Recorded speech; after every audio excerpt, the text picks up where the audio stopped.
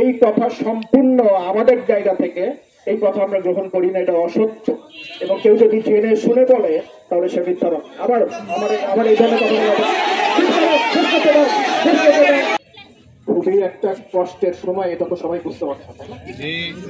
তোমরা এখানে যখন সমবেত হয়েছো, আমরা ওই সময় মর্চুয়ারিতে ছিলাম, আমাদের ছাত্রী তোমাদের বোন, আমরা তাকে ওখানে দেখে এসেছি এবং ওখানেও তোমাদের ভাই বোনেরা সবাই সমবেত ছিল। ট্রেনার যারা ছিলেন, কিভাবে ঘটনা ঘটলো আমরা তাদের বিবৃতি নিয়েছি। এবং এই মুহূর্তে তোমরা যখন এখানে সমবেত, আমরা মেডিকেল সেন্টারে যারা উপস্থিত ছিলেন তাদের প্রত্যেকের কাছ থেকে তাদের কি ভাষ্য সেগুলো জানার চেষ্টা করছি। আমাদের ছাত্রীটি এই বিভাগে লেখাপড়া করত, সেই বিভাগের একজন ছাত্র প্রতিনিধি এবং সেই বিভাগের একজন শিক্ষক সহ প্রফেসর ফরিদউদ্দিন খানকে পুরো জিনিসটার কারণ নিরূপণ, কারা দায়ী, কার কতটুকু দায়িত্ব, এই দায়িত্ব ইতিমধ্যে তাদের উপর অর্পণ করা হয়েছে। এবং আমরা যেটা করেছি সেটা হচ্ছে প্রথমবারের মতো বিভাগের শিক্ষক এবং ছাত্রদের প্রতিনিধিত্ব রেখেছে। সাইমা যেই বিভাগে লেখাপড়া করত সেই বিভাগের শিক্ষক প্রফেসর মুন্সি ইসরাইল, এটা বিভাগের থেকে তাকে মনোনীত করা হয়েছে। এবং একজন ছাত্র ইবনে ফজল। এবং আমরা প্রশাসনের একেবারে টপ আমরা ফরিদ সাহেবকে এখানে রেখেছি যেন কোথাও কোনো ধরনের গড়িমসি না হয়। এবং তাদেরকে বলা আছে তারা 72 ঘন্টার ভিতরে একটা প্রাথমিক রিপোর্ট দেন। এবং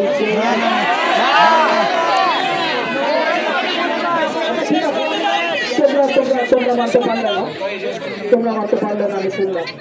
আমার কথা আমাকে শেষ করতে হবে।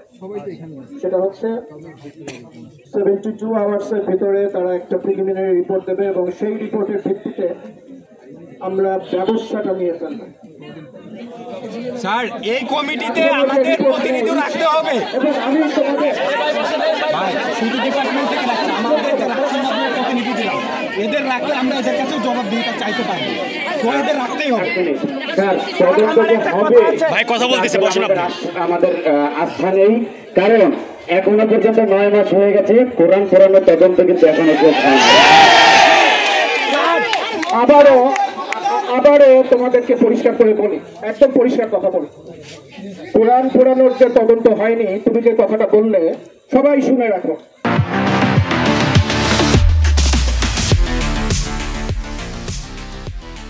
এই কথা সম্পূর্ণ আমাদের জায়গা থেকে এই কথা আমরা গ্রহণ করি না, এটা অসত্য। এবং কেউ যদি জেনে শুনে বলে তাহলে সে মিথ্যা। আবার আমার এই ধরনের কথা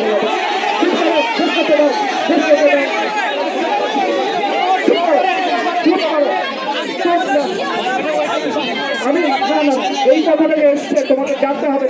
স্যার, তোমরা লেখাপড়া, আপনি যে তদন্ত কমিটি দিয়েছেন এর সাথে আমাদের রাখছু দুজন প্রতিনিধি রাখতে হবে।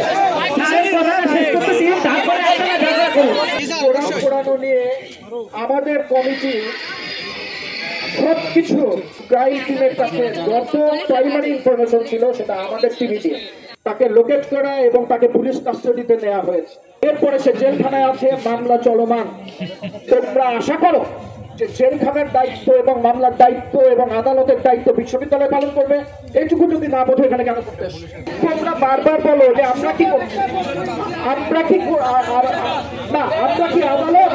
এইখানে যে সময়টা আমরা ব্যয় করছি, তোমরা ব্যয় করছো, আমরা সবাই ব্যয় করছি, তোমাদের আবেগ, ভালোবাসা, তোমাদের বঞ্চনা, বিভিন্ন জায়গাতে অপ্রাপ্তি, অপারগতা, প্রত্যেকটি শোষণ।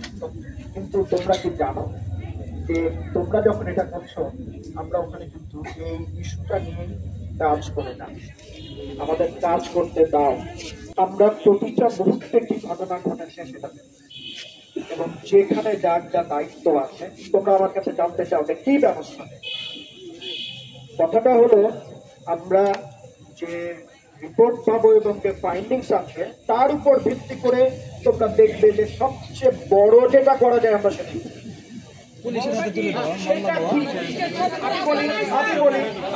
আমি শেষ করতে দাও।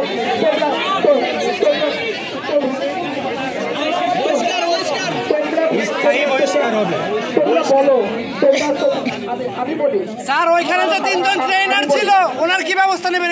এর জন্য তো তদন্ত করতে হবে না। তোমাদের কথা হচ্ছে তোমরা জানতে চাও, আমাকে দেখতে হবে ট্রেনারদের ভূমিকা কি ছিল, আমাকে দেখতে হবে যে ওই মেয়েটি কি কারণে একজন দক্ষ সাঁতারু কোনো কারণ ছাড়া তো সে ডুবে যেতে পারে, কি কারণে পরিণত হলো। আমাকে দেখতে হবে যখন ঘটলো তখন থেকে তাকে তুলতে এর ভিতরে কতটুকু সময় পায়। আমাকে দেখতে হবে সেখান থেকে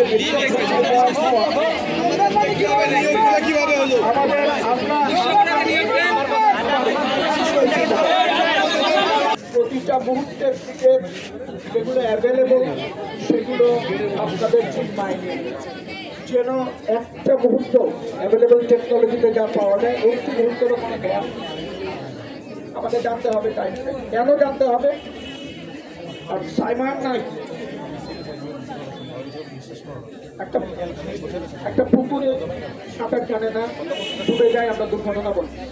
বিশ্ববিদ্যালয়ের সুইমিং পুলে যেখানে আরো 8 জন অন্তত সাঁতারু সাঁতার কাটছিলেন আমাদের ছাত্র, যেখানে 3 জন ট্রেনার ছিলেন, সেখানে কি করে একটা মেয়ে ডুবে গেল এবং আমরা ট্রেন পেলাম না? এটা তো এই প্রশ্নের তো একটা উত্তর প্রয়োজন। এই উত্তর খোঁজার জন্য যা যা করণীয় আমাকে করতেই হবে। আমি বলি আমাদের কাজ হচ্ছে সত্য, আমাদের কাজ হচ্ছে সত্যটা জানা, সত্য জেনে উপযুক্ত ব্যবস্থা। ঠিক সেই কাজটাই আমরা করছি।